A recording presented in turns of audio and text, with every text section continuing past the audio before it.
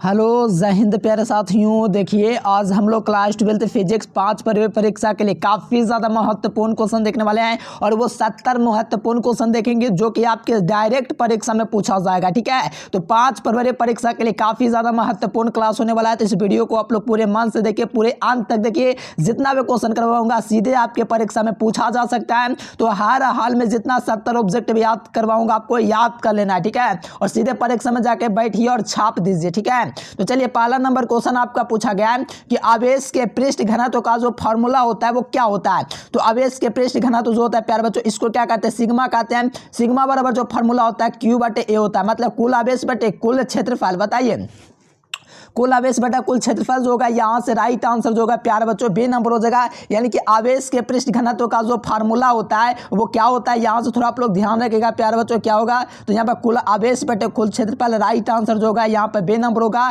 क्या, तो सिग्मा बराबर फार्मूला क्या होता है, Q/A होता है। ठीक है, आवेश के पृष्ठ घनत्व के लिए। तो right answer option number A. बहुत ही महत्वपूर्ण क्वेश्चन है, सीधे आपके परीक्षा में लड़ेगा, याद रखिएगा। ठीक है, चलिए पानी का परावैद्युतांक कितना होता है। देखो पानी का परावैद्युतांक जो होता है 80 होता है और धातु का परावैद्युतांक जो होता है 80 होता है।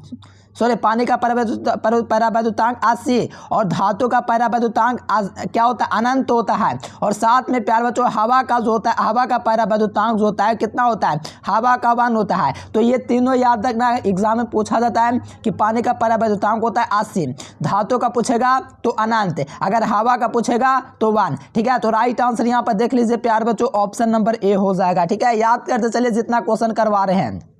अगला क्वेश्चन कहा जा रहा है, यदि समरूप विद्युत क्षेत्र x अक्ष की दिशा में हुआ है तो समविभव तल जो होगा मेरे प्यारे बच्चों किस तल में होगा। यानी कि समरूप विद्युत क्षेत्र x अक्ष की दिशा में है तो यहाँ पर विद्यमान जो तल होगा समविभव तल वो YZ की तल में होगा। कैसे होगा, फिगर देखिएगा, एक बार में याद हो जाएगा। बस आपको ट्रिक याद रखना है कि x पूछा जा रहा है तो YZ होगा, तो YZ तल की दिशा, राइट आंसर यहाँ से सी नंबर। याद करते चलिए, जितना क्वेश्चन करवा रहे हैं एग्जाम में तबाही मचा दीजिएगा आप लोग। चलिए 5 नंबर क्वेश्चन का आज रहा है, यदि किसी चालक को, देखिए यहाँ पर क्या कहा जा रहा है, यदि किसी खोखले गोले चालक को धान आवेशित किया जाता है तो उसके अंदर विभव का जो मान होता है वो क्या होता है। तो देखिए यहाँ पर विभव का जो मान होता है मेरे प्यारे स्टूडेंट्स, यहाँ पर धनात्मक और क्या होता है, समरूप होता है। यहाँ पर मिला लीजिए धनात्मक समरूप कहाँ पर दिया गया है, यहाँ पर बी नंबर में दिया गया है। यानी जब भी क्वेश्चन किया जाए यदि किसी खोखले गोले को धान आवेशित किया जाता है तो उसके अंदर विभव का मान जो होगा धनात्मक और समरूप होगा, राइट आंसर ए नंबर। अगर खोखले गोलीय चालक के अंदर विद्युत क्षेत्र की तीव्रता का मान पूछेगा तब 0। ठीक है, यहाँ पर थोड़ा सा ध्यान में रखना है, खोखले गोले को धान आवेशित किया जाता है विभव का मान धनात्मक और समरूप होगा। ठीक है, याद रखिएगा, राइट आंसर बी नंबर। और जो विद्यार्थी नोट्स नहीं लिए ले लीजिएगा, नंबर भी आपको दिख रहा है। चलिए अगला क्वेश्चन देखिएगा, कहा जा रहा है कि ए तीव्रता के विद्युत क्षेत्र में पे ध्रुव आघूर्ण वाले विद्युत ध्रुव पर लगने वाला जो बल आघूर्ण जो होता है वो क्या होता है। तो देखो वेक्टर P×E होता है, ये ऐसा ही होता है क्योंकि बल आघूर्ण का फार्मूला जो होता है P×E होता है। ठीक है, और बल आघूर्ण का मात्रक न्यूटन मीटर भी होता है। आगे हम कहीं दफा बताएं, छोड़िए वो सब, आपको याद रखना बल आघूर्ण का फार्मूला जो होगा वेक्टर P×E होगा, राइट आंसर जो होगा ए नंबर होगा। याद करते चलिए। ठीक है, जितना भी क्वेश्चन करवाऊंगा सीधे आपके परीक्षा में लड़ने वाला क्वेश्चन होगा, याद रखिएगा। अगला क्वेश्चन 6 नंबर क्वेश्चन का आ रहा है, यदि किसी खोखले गोलीय चालक को, ध्यान दीजिएगा बहुत बढ़िया क्वेश्चन है, यदि किसी खोखला नहीं लिखा हुआ है, यदि किसी गोलीय पृष्ठ के अंदर आवेश प्लस Q है रख दिया जाए तो संपूर्ण पृष्ठ से निकालने वाला विद्युत फ्लक्स जो होगा Q/ε0 गुना होगा। यानी कि आपको पढ़ाया है गॉस का प्रमेय कि किसी भी प्रकार के जो घिरा हुआ बंद तल होता है प्यारे बच्चों, उसके अंदर उपस्थित आवेशों का क्या होता है, आवेशों का 1/ε0 गुना होता है। तो ये आवेश है, यह 1/ε0 गुना है, तो Q/ε0 ही आएगा, Q/ε0 ऑप्शन नंबर बी में होगा। ठीक है, ये भी बहुत ही महत्वपूर्ण क्वेश्चन है, याद रखना, डायरेक्ट आपके परीक्षा में पूछेगा, ये सब याद रखना।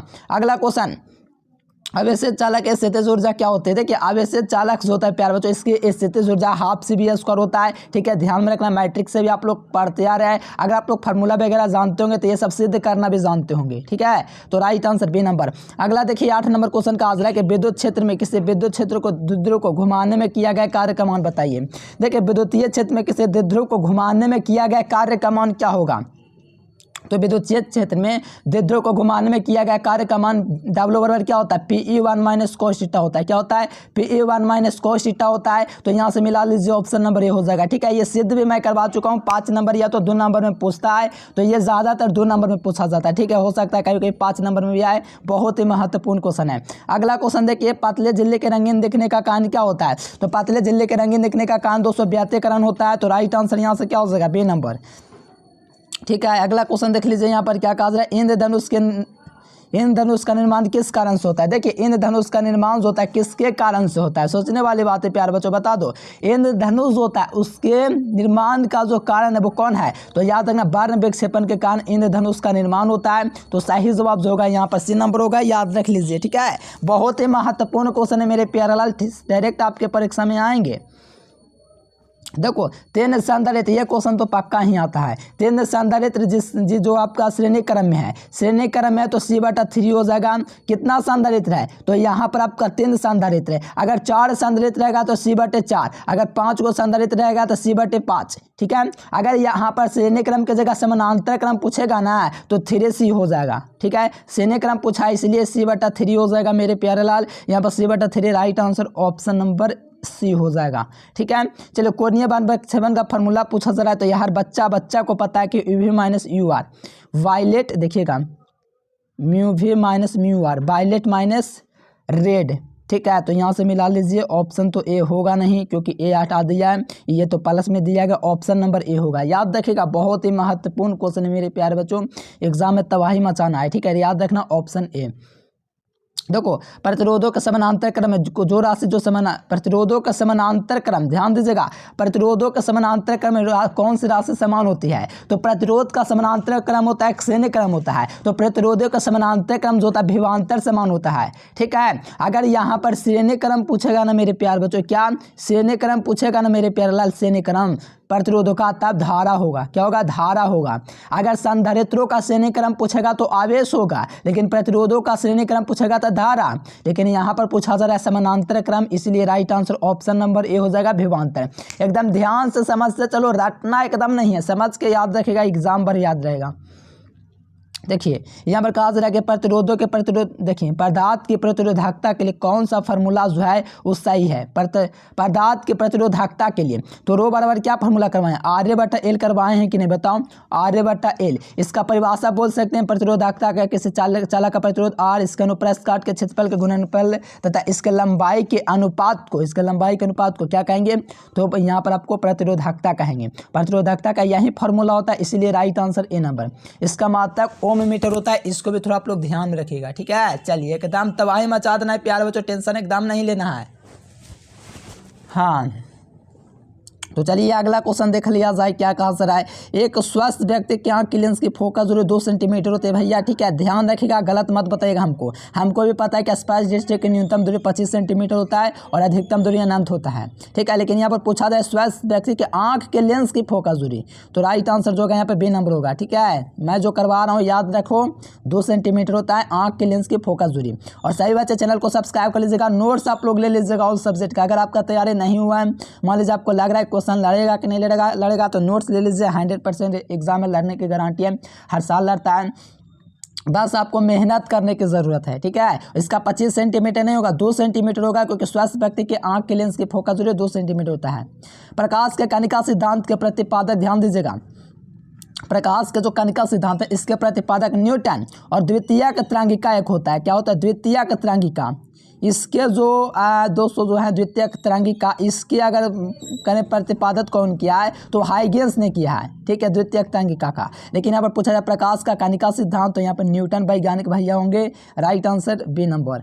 अगला देखिए, सूर्य अपने विकिरण ऊर्जा प्राप्त करता है, तो किससे प्राप्त करता है, तो नाभिकीय संलयन से प्राप्त करता है।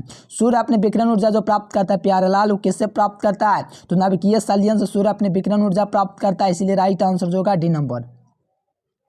एकदम तबाही मचाना है प्यारे बच्चों, हाँ जी भैया, एकदम तबाही मचाना है। किरचॉफ का बिंदु नियम, धारा नियम, या करेंट नियम या जो भी कहे प्यारे बच्चों यहाँ पर आवेश संरक्षण सिद्धांत यानी कि किरचॉफ के पहले नियम से संबंधित होता है। ठीक है, ध्यान रखिएगा। किरचॉफ का बिंदु नियम यानी कि पॉइंट लॉज होता है, किसको पालन करता है, तो यहाँ पर हमेशा याद रखिएगा पॉइंट लॉज होता है, आवेश की संरक्षण सिद्धांत को पालन करता है, इसीलिए सही जवाब बी नंबर होगा। याद करते चलिए। परिपथ का वह गुण जो देखिए कितना आसान क्वेश्चन कर दिया। परिपथ का वह गुण जो विद्युत ऊर्जा को ताप में बदलेगा क्या कहलाएगा, प्रतिरोध कहलाएगा। Option number A. इतना आसान क्वेश्चन है कि आप लोग भी तबाही मचा देंगे। नाविक के मिलने और बंद होने के, देखिए नाविक के मिलने से नए नाविक बनने और मुक्त होने की क्रिया को नाविकीय संलयन कहते हैं। इतना आसान क्वेश्चन है। चलिए, आवेश के पृष्ठ घनत्व का फॉर्मूला अभी हम आपको बताएं तो सिग्मा बराबर क्या होता है, Q/A होता है। तो आवेश का मात्रक क्या होगा, कूलाम हो गया, मात्रक क्या हो गया, क्षेत्रफल का मीटर स्क्वायर, तो कूलाम/मीटर स्क्वायर हो जाएगा, इसका मात्रक हो जाएगा। यह एक अदिश राशि होता है। ठीक है, तो राइट आंसर क्या होगा, ए नंबर। ध्यान में रखिएगा, बहुत ज़्यादा इंपॉर्टेंट क्वेश्चन है, सीधे आपके परीक्षा में आने वाला क्वेश्चन है। तो सिग्मा बराबर Q/A का फॉर्मूला भी याद रखिएगा। अगला क्वेश्चन देख लीजिए। आवेश नाभिकीय अभिक्रिया में संरक्षित रहता है। नाभिकीय अभिक्रिया में जो होता है ये सारा चीज़, कुल आवेश, कुल रेखीय संवेग, कोणीय संवेग, ये सब जो होता है नाभिकीय अभिक्रिया में संरक्षित रहने वाला पदार्थ है, इसीलिए सही जवाब प्यारे बच्चों डी नंबर होगा। चलिए, यहाँ पर बोर की आवृत्ति शर्त क्या होता है, E1 - E2 बराबर क्या होता है, HB होता है। E1 - E2 जो होता है किसके बराबर होता है, HP के बराबर होता है। ध्यान रखिएगा। नोट्स जो विद्यार्थी नहीं लिया जरूर से ले लीजिएगा। हाँ देखिए, नोट्स के लिए आपको नंबर भी दिख रहा है, तो प्यारालाल नंबर को डायल करें और संपर्क करें। देखो, प्लांक स्थिरांक का सूत्र पहले क्या होता है, तो ऊर्जा बटे आवृत्ति होता है, ये याद रखना है। इसका मात्रक क्या होता है, जूल सेकंड होता है, इसको भी याद रखना है। ऊर्जा बटे आवृत्ति फॉर्मूला होता है, ये याद रखना है। और यहाँ पर पूछा जरा आप लोगों से बीमा, तो बीमा आप लोग पहले सोचिए, बल का बीमा क्या होता है, कार्य का बीमा क्या होता है, प्लांक स्थिरांक का बीमा क्या होता है। पहला बात तो आप लोग जान लीजिए, ऊर्जा यानी कि कार्य का बीमा बटे आवृत्ति है, तो आवृत्ति का बीमा L इनवर्स होता है, यानी ये जो होता है ml² जो हो जाएगा, क्या हो जाएगा, ml², यहाँ पर आपका क्या हो जाएगा, यहाँ पर ऑप्शन ए होना चाहिए ना। बताओ, थोड़ा सोचने वाली बात है। हाँ, ये देखिए मैं आपको बताता हूँ। ऊर्जा का पहले मैं निकाल लेता हूँ, निकाल के दिखा देता हूँ। ml² ऊर्जा का होता है, T⁻² ऊर्जा का होता है, और नीचे में L इनवर्स, यानी कि L ऊपर जाएगा तो प्लस बन जाएगा, यानी कि माइनस हो जाएगा। हाँ बिल्कुल राइट आंसर ए नंबर होगा। ml² T⁻1 होगा, ये हो जाएगा ऊर्जा आवृत्ति का क्या, प्लांक स्थिरांक का बीमा। इसका मान कितना होता है, ये भी मैं आपको बता दूँ, 6.6 × 10⁻34 जूल सेकंड होता है, इसको भी याद रखना है। ठीक है, आसान क्वेश्चन ये सब लॉलीपॉप है जी, एक बार में याद रखना है। चुंबकीय यमोत्तर एवं भौगोलिक यमोत्तर के बीच का जो कोण होता है प्यारे बच्चों, इसमें क्या कहलाता है, तो ये आपका दिक्पात कहलाता है। तो यहाँ से दिक्पात देख लीजिए, कहाँ पर मिला, दिक्पात कहीं नहीं मिला जी। अरे यार, ये क्वेश्चन में क्या हो गया, ऑप्शन रॉन्ग है। ठीक है, दिक्पात याद रखिएगा। देखिए, इसकी दिशा पूछा जाए, चुंबकीय द्विध्रुव घूर्णन की दिशा जो होता है दक्षिण से उत्तर होती है, क्या होता है, दक्षिण से, साउथ से नॉर्थ होती है। इतना आसान क्वेश्चन मेरे प्यारे बच्चों, एकदम तबाही मचा दीजिएगा आप लोग, ऐसे ही है कि नहीं बताओ, तो देरी करेंगे आप लोग, बताइए, एकदम नहीं, एकदम तबाही मचा देंगे हम लोग। चुंबकीय फ्लक्स का मात्रक क्या होता है, चुंबकीय फ्लक्स का जो मात्रक होता है प्यारे बच्चों वेबर होता है। सबको पता है कि चुंबकीय फ्लक्स का मात्रक वेबर होता है। एकदम तबाही मचाना, एक ध्यान रखना। 5 टेस्ला पर, ये बताओ 1 टेस्ला बराबर क्या होता है, 1 टेस्ला बराबर Nm/एम्पियर होता है, और साथ में आपका 1 वेबर पर मीटर स्क्वायर भी होता है। Nm/एम्पियर भी और आपका 1 वेबर पर मीटर स्क्वायर भी, ये दोनों होता है 1 टेस्ला बराबर। तो यहाँ पर गुना करके थोड़ा आप लोग बना लीजिए कौन सा हो जाएगा, तो आप लोग देख लीजिए 1 वेबर पर मीटर स्क्वायर यहाँ पर कर दीजिए, हो जाएगा। ये तो होगा नहीं, ये भी नहीं होगा, ये भी नहीं होगा, गुना करना है तो आपका ऑप्शन ही हो जाएगा, इसको मीटर स्क्वायर कर लीजिएगा। अगला क्वेश्चन देखिए, 29 नंबर क्वेश्चन, अन्योन्य प्रेरकत्व का मात्रक क्या होता है, तो इसका मात्रक हेनरी होता है भैया, क्या होता है, हेनरी होता है, इसलिए राइट आंसर सी नंबर। प्रतिबाधा का मात्रक ओम होता है, हेनरी प्रेरकत्व का, टेस्ला चुंबकीय क्षेत्र का। देखिए, प्रतिवर्ती धारा का धारा समीकरण इतना दिया गया, यहाँ से आराम से आप लोग निकाल सकते हो। ठीक है, यहाँ पर I बराबर क्या होता है फार्मूला, I0 sin ω t। आप लोग देखो, यहाँ से आप लोग कीजिएगा तो ω t का मान लिखाएगा प्यारे बच्चों, तो यहाँ से आपका 50πs आराम से आ जाएगा, आराम से निकाल सकते हैं शिखर धारा का फॉर्मूला लगा के। अगला, एक प्रतिरोधक के R पर प्रतिवर्ती धारा का मापा जा सकता है, बताइए क्या मापा जा सकता है, पहले ये सोच के थोड़ा सोचिए आप लोग क्या माप सकते हैं। एक प्रतिरोधक के R पर प्रतिवर्ती धारा का मापा जा सकता है, धारा का वोल्टेज मापा जा सकता है। वोल्टेज होता है ताप तार वोल्ट मीटर के प्रयोग द्वारा ही, ताप का मतलब होता है गर्म, वोल्ट मीटर के द्वारा प्रयोग द्वारा ही हम लोग माप सकते हैं। अगला क्वेश्चन देखिए, ये क्वेश्चन तो एकदम आसान क्वेश्चन है। इनके प्रतिवर्तिता का IRMS, देखिए यहाँ पर प्रतिवर्तिता RMS का मान और प्रतिवर्तिता I के बीच निम्नलिखित में क्या रिलेशन होता है। तो I0 का जो मान होता है 0.I0 बटे जो √2 होता है, इसका मान जो होता है इतना होता है, देख लीजिए वहीं लिखा हुआ है, ठीक है। तो ये हो जाएगा ऑप्शन सी।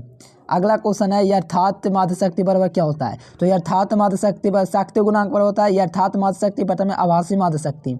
यथार्थ माध्य शक्ति पूछेगा तो गुना करके उसका भी मान निकाल लेंगे, लेकिन यहाँ पर शक्ति गुणांक का फार्मूला पूछा है तो यथार्थ माध्य शक्ति बटा में आभासी माध्य शक्ति, ठीक है। यार मिल ही नहीं रहा है ऑप्शन, यहाँ पर बट्टा आप लोग कर लीजिए, ठीक है ना, तब हो जाएगा। यथार्थ माध्य शक्ति बटा में आभासी माध्य शक्ति, ऑप्शन नंबर ए, ठीक है। अगला क्वेश्चन देखिए किसी विकिरण का ऊर्जा इतना 1 किलो इलेक्ट्रॉन वोल्ट देते, क्या इसका विकिरण जिस क्षेत्र से संबंधित है वो कौन सा है। अगर मान लीजिए किसी चुंबकीय विकिरण का ऊर्जा इतना दिया गया है, अगर इसकी ऊर्जा इतना है तो ये जो है दोस्तों चुंबकीय क्षेत्र जो कहलाएगा इसका नाम क्या होगा, ये हमसे पूछा जा रहा है। तो इसका आप लोग थोड़ा कमेंट करके बतला सकते हो प्यारे बच्चों कि अवरक्त किरण होगा, ठीक है। थोड़ा कमेंट भी करना अवरक्त किरण होगा कि नहीं। जल को कीटाणु रहित करने के लिए क्या उपयुक्त है। जल को कीटाणु रहित करने के लिए पराबैंगनी किरणों की आवश्यकता होती है, ठीक है। जल को कीटाणु रहित हटाने के लिए दूर संचार के लिए किसका उपयोग होता है, बताओ। दूर संचार के लिए माइक्रो तरंगों का यूज़ होता है, किसका, माइक्रो तरंगों का भैया, ठीक है। माइक्रो तरंगों का यूज़ होता है किसके लिए, तो दूर संचार के लिए जो होता है माइक्रो तरंगों का यूज़ होता है। अगला क्वेश्चन 28 नंबर के पराबैंगनी किरणों को फोकस करने के लिए किस पदार्थ का प्रयोग किया जाता है। तो पराबैंगनी किरणों को फोकस करने के लिए हम लोग किसका यूज़ करेंगे, बताओ प्यार बच्चों। यहाँ पर फटाफट बहुत ही महत्वपूर्ण क्वेश्चन है, तो याद रखना पराबैंगनी किरणों को फोकस करने के लिए हम लोग क्वार्ट्ज का यूज़ करते हैं। क्वार्ट्ज का मतलब जानते हो, क्रिस्टल नहीं होता है क्वार्ट्ज, ठीक है। कोहरों में फोटोग्राफी के लिए किसका यूज़ किया जाता है, तो इसके लिए अवरक्त किरण का यूज़ किया जाता है, यानी कोहरे में, ठीक है, अवरक्त किरण का यूज़ किया जाता है फोटोग्राफी के लिए, ठीक है। तो राइट आंसर बी नंबर, लाल नहीं करना चाहिए क्वेश्चन को। चलिए, लाल तालाब की तले कुछ ऊपर भी उठे हुए प्रतीत होते हैं, इसका कारण क्या है। तालाब की जो तली पर आप लोग देखोगे तो यहाँ पर जैसे कि आप लोग सोचिए थोड़ा आप लोग सोचिए यहाँ पर क्या बोले हैं हम यार, भूल जाते हैं बार बार। मार्ग में देखिएगा सिक्का डाल के उठा हुआ प्रतीत होगा, तो ये प्रकाश का परिवर्तन का ही कारण है ऐसा। एक पेन छिद्र कैमरा किस सिद्धांत पर कार्य करता है, टोटल इंटरनल रिफ्लेक्शन पर आधारित होता है प्यारे बच्चों, पूर्ण आंतरिक परिवर्तन पर। अगला क्वेश्चन देख लीजिए, एक माध्यम से दूसरे माध्यम प्रकाश को मुड़ने की घटना को ही प्रकाश का परिवर्तन कहा जाता है, सी नंबर। जब पर देखिए यहाँ पर कहा जा रहा है जब श्वेत प्रकाश ग्लासेस में प्रवेश करते हैं उसका तरंगदैर्घ्य जो होता है क्या होता है, कौन प्रवेश करते हैं किसमें परिवर्तन होता है। देखिए जब प्रकाश, जो श्वेत प्रकाश आप लोग जानते हो 7 रंगों में विभक्त होता है। मान लीजिए श्वेत प्रकाश किसी किरण से लेंस में प्रवेश करते हो तो किस में परिवर्तन होता है, तो वेग और तरंगदैर्घ्य दोनों में परिवर्तन हो जाता है। देखिए विभिन्न देशों में कॉर्निया के वक्रता असमानता के कारण क्या उत्पन्न होता है। विभिन्न देशों में, मान लीजिए विभिन्न देशों में कॉर्निया के वक्रता में बूढ़ा में होता है, इसलिए बिंदुकता। इसके लिए आप बेलनाकार लेंस का प्रयोग किया जाता है ठीक करने के लिए। अगला देखिए संयुक्त सूक्ष्मदर्शी का फार्मूला यहाँ पर पूछा जा रहा है प्यारे बच्चों, तो फटाफट बता दीजिए। संयुक्त सूक्ष्मदर्शी का जो फार्मूला होता है एम बराबर क्या होता है, L0 बटे F0 प्लस 1 प्लस D बटा F जो होता है यहाँ पर ऑप्शन ए। अगला क्वेश्चन देख लीजिए, ठीक है, ये क्वेश्चन इंपॉर्टेंट नहीं है। चलिए 47 नंबर क्वेश्चन कहा जाए कि वायुमंडल की अनुपस्थिति में पृथ्वी का आसमान का रंग कैसा दिखाई देता है, काला दिखाई देगा और क्या, सोचने वाली बात है। वायुमंडल के अनुपस्थिति में पृथ्वी से जो आसमान का रंग होगा काला, भैया ब्लैक दिखाई देता है। निर्वात में प्रकाश की चाल ये छोड़ दीजिए। ये क्वेश्चन देखिए बाण विक्षेपण के लिए कौन सा संबंध जो है प्यारे बच्चों सही है, तो देखिए बाण विक्षेपण के लिए फार्मूला आपको याद रखना mu V minus mu R होता है बटा में यू म्यू वी माइनस 1 होता है, ठीक है। ये वाला फार्मूला आप लोग मिला लीजिए, कहाँ पर है, mu V minus mu R minus U mu Y बटा 1, ठीक है, मिला लीजिएगा तो ऑप्शन नंबर ए आपका आराम से मिल जाएगा, ठीक है। क्योंकि ये आपका जो होता है बाण विक्षेपण के लिए फार्मूला होता है, बाण विक्षेपण जो क्षमता होता है उसके लिए। सारा चीज़ हम आपको पहले भी नोट्स में दे रखे हैं, तो ये सब थोड़ा ध्यान में रखेंगे, ये सब डायरेक्ट आपके परीक्षा में आएंगे क्वेश्चन। न्यूटन के अनुसार प्रकाश का वेग होता है, न्यूटन के अनुसार जो प्रकाश का वेग होता है वायु की अपेक्षा जल में, हाँ ये देखो न्यूटन के अनुसार प्रकाश का वेग बिल्कुल सही दिया गया है, क्योंकि वायु में प्रकाश की चाल अलग होती है, जल में प्रकाश की चाल अलग होती है, ठीक है। तो वायु की अपेक्षा जल में अधिक होता है, वायु की अपेक्षा जल में अधिक होता है। निर्वात में कितना होता है? 3 × 10⁸ मीटर प्रति सेकंड होता है। जल में कितना होता है? तो 2 × 10⁸ मीटर प्रति सेकंड होता है। अब वायु में बताना कमेंट करके। आज अब अगला क्वेश्चन, फोटोन की ऊर्जा क्या होती है? तो फोटोन की ऊर्जा जो होती है वो आपका Hb होती है। फोटोन की ऊर्जा Hb, ठीक है, E = Hb। अगला क्वेश्चन, विनाशी व्यतिकरण के लिए 2n + 1 × λ/2 होता है। विनाशी का मतलब विषम, 2n + 1 हो गया, विषम 2n + 1। साबुन का बुलबुला सूर्य के प्रकाश में रंगीन दिखाई देता है। क्या कारण है कि रंगीन दिखाई देता है? साबुन का बुलबुला सूर्य प्रकाश के उपस्थिति में रंगीन दिखाई देता है। इसका कारण है प्रकाश का व्यतिकरण। साबुन का बुलबुला सूर्य प्रकाश में रंगीन दिखाई देता है, इसका कारण प्रकाश का व्यतिकरण भैया। डेविसन जर्मन प्रयोग से इलेक्ट्रॉन जिसकी प्रकृति का सत्यापन हुआ वो कौन है? वो कौन है बता दीजिए मेरे प्यारे बच्चों, वो कौन है जो डेविसन जर्मन प्रयोग से इलेक्ट्रॉन की प्रकृति का सत्यापन हुआ? तरंग प्रकृति है। फोटो इलेक्ट्रॉन के लिए निरोधी विभव क्या होता है बताओ? ये सब क्वेश्चन थोड़ा जो है मॉडल पेपर में पूछा गया, लेकिन अभी तक तो दोबारा नहीं परीक्षा में आया है, फिर भी हम लोग रख सकते हैं, चांस की हो सकता है आ जाए। तो देखो, फोटो इलेक्ट्रोड के निरोधी विभव जो होता है आपतित प्रकाश की आवृत्ति पर निर्भर नहीं करता, ये तो गलत है। कैथोड में ये भी नहीं, आपतित प्रकाश की आवृत्ति एवं कैथोड के पदार्थ के दोनों पर निर्भर करता है कौन? तो फोटो इलेक्ट्रोड का क्या? निरोधी विभव, ठीक है। अगला क्वेश्चन देखिए, रेडबर्ग नियतांक का मात्रक मीटर इनवर्स होता है। Option A. देखिए, कौन सी हाइड्रोजन स्पेक्ट्रम की श्रेणी उच्च कक्षा दूसरी कक्षा में प्राप्त हो सकती है? ठीक है, हाइड्रोजन स्पेक्ट्रम में जब संक्रमण किसी उच्च कक्षा से दूसरी कक्षा में होता है तो प्राप्त जो श्रेणी होती है वो कौन सी श्रेणी होती है? बताना है प्यार बच्चों, बामर श्रेणी और लाइमन श्रेणी। बताओ, यहाँ पर फोंड श्रेणी तो कभी होगा नहीं, पास्टन श्रेणी को भी आप लोग लगभग अंदाज ही कर दीजिए, तो बामन श्रेणी ही होगा, ठीक है। ये क्वेश्चन पूछता है, सबसे ज़्यादा पूछा जाता है कि पास्टन श्रेणी क्या है और लाइमन श्रेणी 2 नंबर में। नाभिकीय घनत्व जो होता है 10⁻17 होता है। ऑप्शन नंबर क्या होगा? ये होगा। रुकिए, यहाँ पर कन्फ्यूजन वाली बात, ऊपर में पहला से दिया गया 7, लेकिन लग रहा है कि 17 इसीलिए खत्म हो गया। यहाँ पर देखिए 17 यहाँ पर दिया गया, ठीक है। Option C. नाभिक कणों से अल्फा कण उत्सर्जित होता है, परमाणु संख्या 2 से घटता है कि 3 से? बताओ यहाँ पर ये क्वेश्चन बताओ, 2 से घटेगा या 3 से? तो ध्यान रखना 2 से घटेगा। कैथोड किरण क्या होता है? कैथोड किरण नेगेटिव यानी इलेक्ट्रॉन होता है, ठीक है।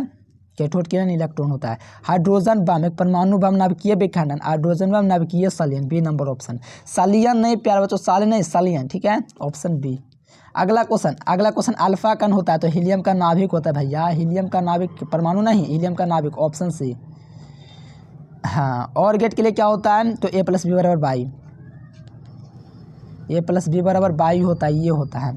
ऑप्शन नंबर ए होगा भैया। ये नेक्स्ट क्वेश्चन देखिए, एक पदार्थ की चालकता ताप बढ़ने पर बढ़ती है तो प्रतिरोध क्या होगा? बताओ, यहाँ पर अगर चालक बढ़ रहा है, इनकी किसी पदार्थ की चालकता ताप बढ़ाने पर बढ़ती है तो जाहिर सी बात वो धात्विक चालक है। अगर घट रही है तो अर्धचालक हो सकता है, कुचालक हो सकता है।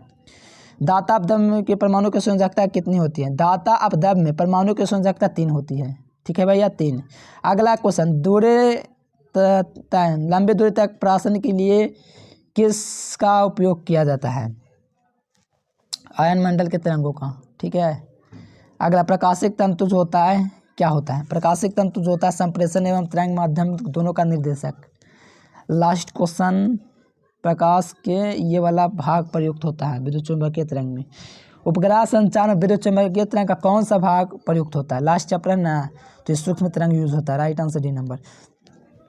और जो विद्यार्थी नोट्स ऑल सब्जेक्ट का लेना चाहता है इस नंबर पर कॉन्टैक्ट करके ऑल सब्जेक्ट का नोट्स ले सकते हैं प्यारे बच्चों। और कमेंट करके बताइए आप लोग कहाँ से यार, वीडियो आपको कैसा लगा। वीडियो पसंद, लाइक सब्सक्राइब कर देना है और चैनल को सब्सक्राइब करना। यार 1 लाख तो नहीं लग रहा है, लेकिन आप लोग चाहें तो कुछ भी कर सकते हैं, ठीक है। आपके हाथ में, अगर 1 सब्सक्राइब से आप लोग करेंगे ना तो यार 1 क्यों करेगा तब तो हो ही जाएगा।